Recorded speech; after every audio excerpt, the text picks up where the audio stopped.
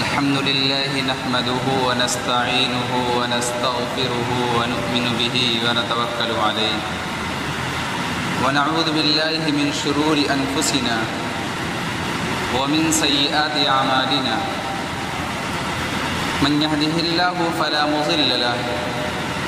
ومن يضلله فلا هادي له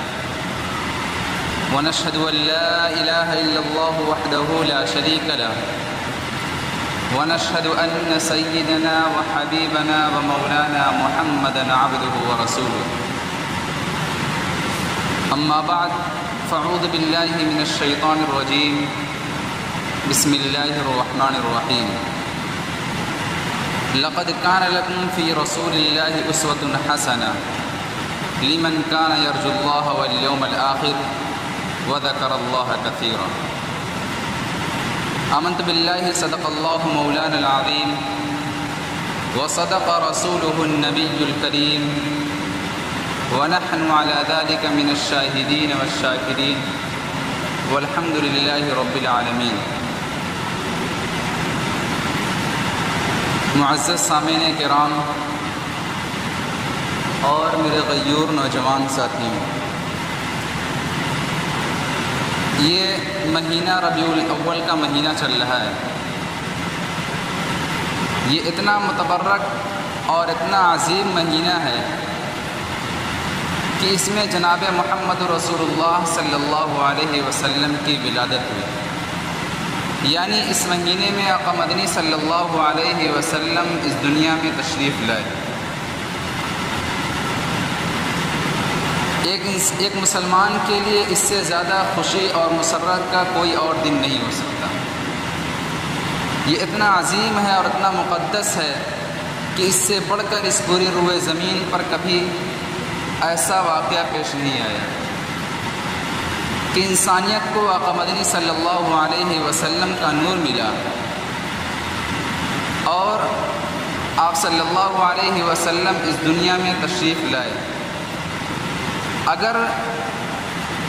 کسی کا یوم پیدائش منانے کا تصور ہوتا تو آپ صلی اللہ علیہ وسلم کے یوم پیدائش سے زیادہ کوئی دن اس بات کا مستحق نہیں تھا کہ اسے عید کا دن اور میلاد کا دن قرار دیا جائے.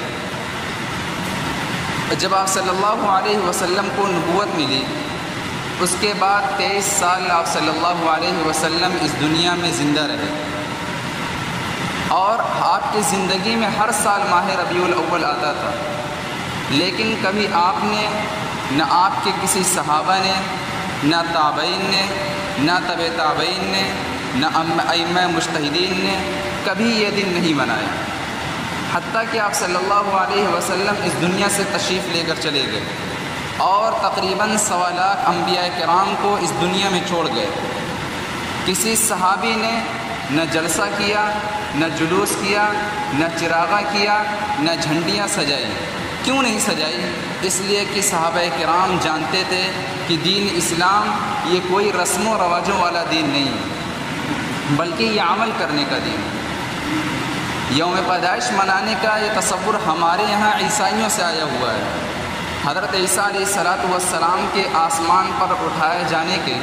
تقریباً 300 سال تک یوم پیدائش منانے کا کوئی تصور نہیں تھا. آپ کے حواریین میں سے کسی نے یہ دن نہیں منایا. 300 سال کے بعد کچھ لوگوں نے یہ بدعت شروع کر دی اور یہ کہا کہ ہم حضرت عیسیٰ علیہ السلام کا یوم پیدائش منائیں گے. اس وقت جو لوگ دین عیسوی پر قائم تھے انہوں نے ان سے جا کر کہا کہ تم نے یہ سلسلہ کیوں شروع کیا؟ عیسیٰ علیہ السلام کی تعلیمات میں یوم پیدائش منانے کا ذکر نہیں ہے. تو ان لوگوں نے کہا کہ اس میں کیا برائی ہے، ہم کون سا غلط کام کر رہے ہیں؟ صرف ہم اس دن جمع ہو جایا کریں گے اور حضرت عیسیٰ علیہ السلام کی تعلیمات کو یاد کریں گے اور اس کے ذریعے سے لوگوں کو ان کی دین پر چلنے کا شوق پیدا ہوگا. یہ کہہ کر ان لوگوں نے سلسلہ شروع کر دیا. چنانچہ شروع میں گویا بے ضرر اور معصوم طریقے سے سلسلہ چلتا رہا، لیکن کچھ زمانہ گزرنے کے بعد ان لوگوں نے سوچا کہ ہم پادری کی تقریر تو کرا لیتے ہیں لیکن وہ خوش قسم کی ہوتی ہے، جس کا نتیجہ یہ ہوتا ہے کہ نوجوان طبقہ اور شوقین مزاج لوگ اس میں شریک نہیں ہوتے ہیں، لہٰذا اس کو دلچسپ بنانا چاہیے، اور دلچسپ بنانے کے لیے اس میں گانا ہونا چاہیے۔ پھر جب دیکھا کہ گانے سے کام نہیں چل رہا ہے تو اس میں موسیقی ہونی چاہیے، پھر کھیل تماشے بھی شامل کر دیے گئے، حتیٰ کہ دیکھتے دیکھتے یہ ہوا کہ دنیا کی ساری خرافات اور ساری عیاشیاں سب عیسیٰ علیہ السلام کے یوم پیدائش میں جمع ہو گئی۔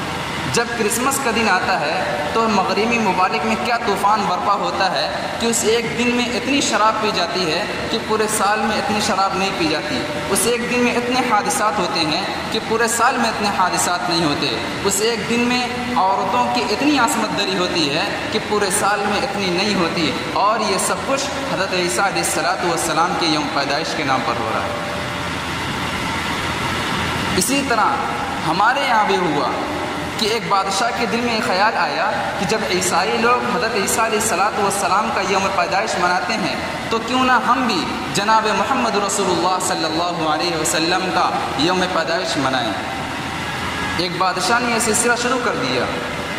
شروع میں اس میں بھی کچھ نعتیں پڑھی گئی اور تقریر وغیرہ ہوئی، لیکن دیکھتے دیکھتے نوبت یہاں تک آ گئی ہے کہ کس طرح خانہ کعبہ کی شبہیں بنائی جاتی ہیں، کس طرح روضہ اقدس کی تصویر لی جاتی ہیں، کس طرح اس کے ارد گرد طواف کر رہے ہوتے ہیں، کس طرح اس کے چاروں طرف ریکارڈنگ ہو رہی ہوتی ہے، اور کس طرح چراغاں کیا جا رہا ہے، کس طرح جھنڈیاں سجائی جا رہی ہیں۔ معاذ اللہ ایسا معلوم ہوتا ہے کہ کوئی ہندوؤں اور عیسائیوں کا جشن ہے۔ ساری خرافات اب عید میلاد النبی کے جلسے جلوس میں جمع ہو گئی۔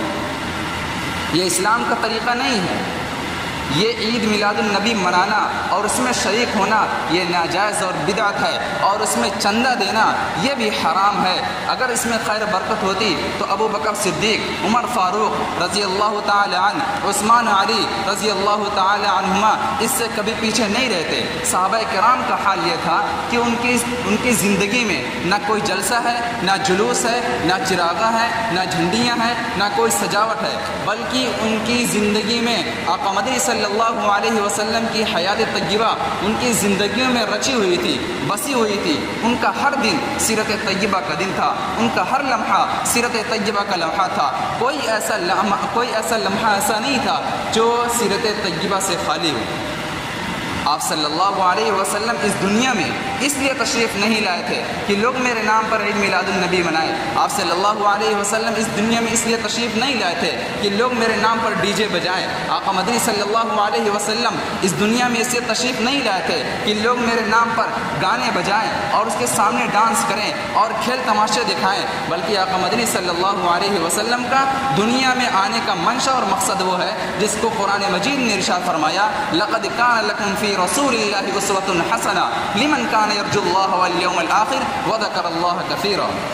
اللہ تبارک و تعالیٰ فرماتے ہیں کہ ہم نے آقا مدنی صلی اللہ علیہ وسلم کو تمہارے لیے بہترین نمونہ بنا کر بھیجا ہے، لہٰذا تم ان کی اتباع کرو، اور اس شخص کے لیے بھیجا جو اللہ پر اور یوم آخرت پر ایمان رکھتا ہو اور اللہ کو کثرت سے یاد کرتا ہو۔ افسوس کی بات یہ ہے اور افسوس کا مقام یہ ہے کہ جب ہم اور آپ اپنا جائزہ لیتے ہیں اور صحابہ کرام کی زندگیوں کا جائزہ لیتے ہیں تو ہمیں یہ نظر آتا ہے کہ ان کے دور میں اور ان کے زمانے میں، چاہے وہ آقا مدنی صلی اللہ علیہ وسلم کی 23 سالہ دور نبوت ہو، چاہے وہ صحابہ کرام کا زمانہ ہو، چاہے وہ تابعین کا زمانہ ہو، چاہے وہ تبع تابعین کا زمانہ ہو، چاہے علماء کرام کا زمانہ ہو، ہمیں یہ کہیں نظر نہیں آتا ہے کہ کسی صحابی نے 12 ربیع الاول منایا ہو۔ ہمیں یہ کہیں نظر نہیں آتا ہے کہ کسی صحابی نے آپ کے نام پر عید منائی ہو۔ ہمیں یہ کہیں نظر نہیں آتا ہے کہ کسی صحابی نے کوئی جلسہ یا جلوس نکالا ہو۔ صورتحال یہ ہے کہ ان کے ہاں کوئی ڈے نہیں منایا جاتا، ان کے ہاں کوئی جشن نہیں منایا جاتا، ان کے ہاں کوئی کانفرنس نہیں کی جاتی، اور ہمارا اور آپ کا حال یہ ہے کہ جب ربیع الاول کا مہینہ آتا ہے تو سیرت کے نام پر محفلیں منعقد ہوتی ہیں، سیرت کے نام پر جلسے منعقد ہوتے ہیں، سیرت کے نام پر کانفرنس منعقد ہوتی ہے۔ پورے مہینے، کہیں 8 کو، کہیں 9 کو، کہیں 12 کو، کہیں پورے مہینے، قریہ گاؤں بستی، کیا ہندوستان، کیا پاکستان، کیا سری لنکا، کیا بنگلہ دیش، کیا بحری ممالک، جہاں بھی نظر اٹھا کر دیکھو ایک گہما گہمی چالو ہے، اور ایک لامحدود سلسلہ اور ایک لامتناہی سلسلہ سیرت کے نام پر چلنا شروع ہوتا ہے، اور نہ معلوم کتنے مقرر، نہ معلوم کتنے خطیب، نہ معلوم کتنے جوشیلے مقرر آ کر مجلسوں اور محفلوں کو گرما رہے ہوتے ہیں، اور ایک ایسا سلسلہ شروع ہوتا ہے جو رکنے اور تھمنے کا نام نہیں لیتا ہے۔ اور جب ربیع الاول کا مہینہ چلا جاتا ہے تو انہی لوگوں کی زندگیوں میں ہم جھانک کر دیکھتے ہیں جو سیرت کمیٹی کے صدر ہوتے ہیں، جو سیرت کی محفلیں منعقد کرتے ہیں، جو ان کے صدر ہوتے ہیں،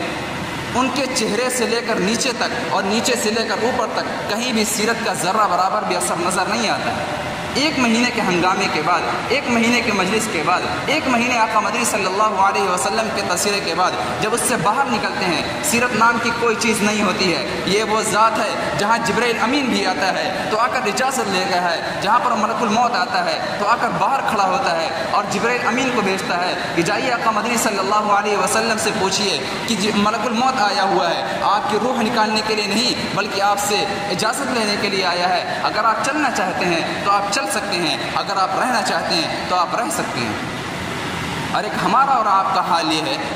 کہ پوری رات مجلسیں چلتی ہیں، ایک طرف سیرت کی مجلس ہے، دوسری طرف عشاء کی نماز قضا ہو رہی ہوتی ہے، ایک طرف سیرت کی محفل ہے، دوسری طرف ساؤنڈ بجایا جا رہا ہے، ایک طرف سیرت کی محفل ہے، دوسری طرف گانا بجایا جا رہا ہے، ایک طرف سیرت کی محفل ہے، دوسری طرف مرد عورتوں کا اختلاط ہوتا ہے، ایک طرف سیرت کی محفل ہے، دوسری طرف اٹالہ مسجد کو گندا کیا جاتا ہے اور ناپاک کیا جاتا ہے، اور ایسا لگتا ہے یہ کوئی مسجد نہیں، یہ کوئی تھیٹر بن چکا ہے، یہ کوئی مسجد نہیں، یہ کوئی کلب بن چکا ہے، ایسا لگتا ہے، اور بڑی مسجد کو گندا کیا جاتا ہے اور اسے ناپاک کیا جاتا ہے۔ صورتحال یہ ہے پوری رات مجلسیں چلتی ہیں اور پھر فجر کی نماز چھوڑ کر منہ با کر سوئے رہتے ہیں۔ یہ عاشق رسول ہیں اور اپنے آپ کو عاشق رسول کہتے ہیں۔ یہی نبی سے عشق ہے؟ کیا یہی نبی سے محبت ہے؟ جس نبی نے یہ کہا کہ اگر کوئی شخص راستے سے پڑی ہوئی چیز کو نہ ہٹائے تو وہ مومن نہیں ہے۔ اور ہمارا حال یہ ہے کہ پوری رات ہم ڈی جے بجاتے ہیں، پوری رات گانے بجاتے ہیں، پوری رات نبی کے نام پر مجلسیں کرتے ہیں، اور نہ معلوم کتنے معذور،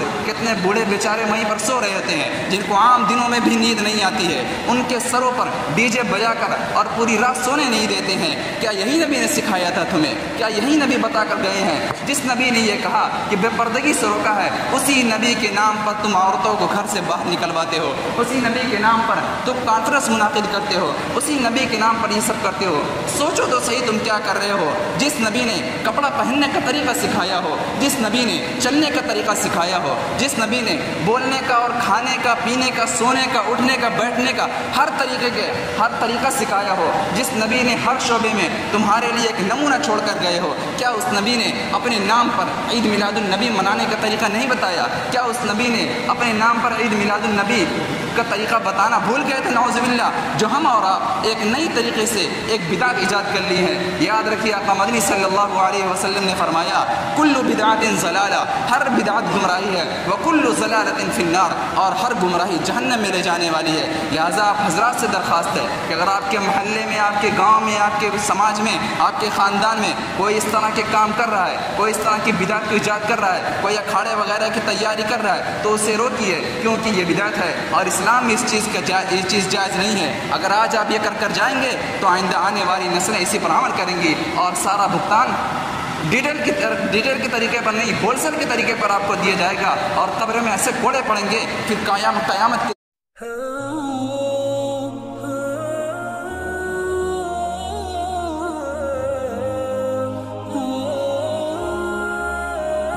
Subscribe our YouTube channel and watch our videos.